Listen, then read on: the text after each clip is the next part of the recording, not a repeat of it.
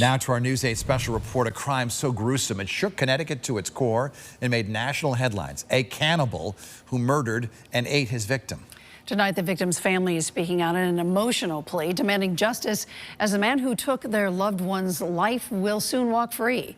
We should warn you, some of the details are disturbing. Disturbing indeed. News 8 investigative reporter Jeff Derderian is here now to take you inside this shocking case. Jeff? Dennis and Ann, the murder unfolded inside of a house in Bridgeport. We have new details about this horrific crime as the victim's family telling us that there is no justice. And they pray that the so-called Connecticut Cannibal won't devour anyone else when he's free.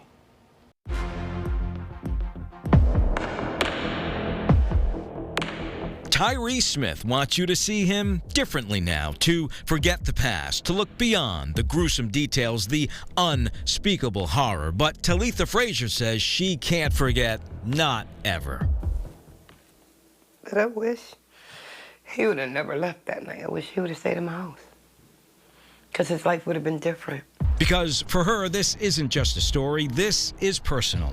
It was her brother-in-law, Angel Gonzalez, who crossed paths with Smith. Our reporting has discovered that Gonzalez was actually trying to help Smith and bring him in out of the cold just before he was murdered with an axe.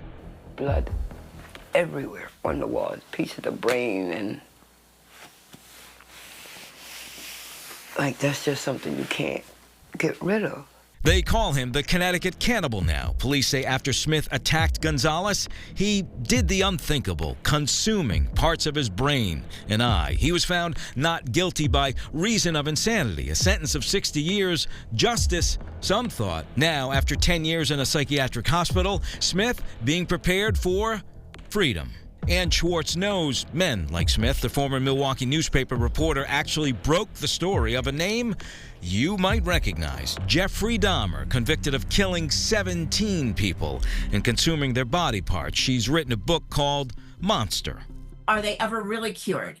And I wouldn't like to be living in the same community with somebody who engaged in cannibalism and the violent homicide that the subject in Connecticut engaged in. Frazier says she worries the cannibal killer will strike again and says Smith should have stayed inside for the full 60 years he was given. I think he will do it again. I hope he doesn't. But like Jeffrey Dahmer says, once you start eating flesh, you'll do it again. Former prosecutor, now Connecticut attorney Ryan McGuigan, says the not guilty by insanity, that's the key, why the killer walks, and he explained it to News 8 this way. My client does not have any criminal culpability for it because they couldn't understand what they were doing was wrong. The state Psychiatric Security Review Board did not want to talk with us on camera. They did issue this statement saying, quote, the expert testimony reflected that Mr. Smith was safe to be conditionally released under the terms reviewed at the hearing. I assert that his ability to be in the community and remain in the community is under strict and well-monitored guidelines that the experts have determined well control his risk factors.